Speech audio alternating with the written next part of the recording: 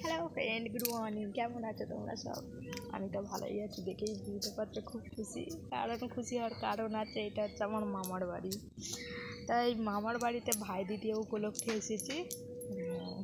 আগে বিশাল মজা হতো, এখন একটু কমই আছে। সব ভাই বোনেরা সবাই বড় হয়ে গেছে, যে যা হতাম।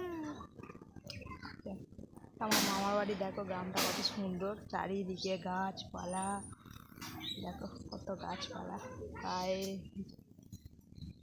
2 বছর পর আসা হলো। খুবই ভালো এখানে কাটতো ছোটোবেলায় দিন।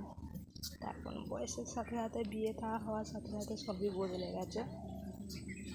মামারা ভীষণ ভালো, দিদা মামারা।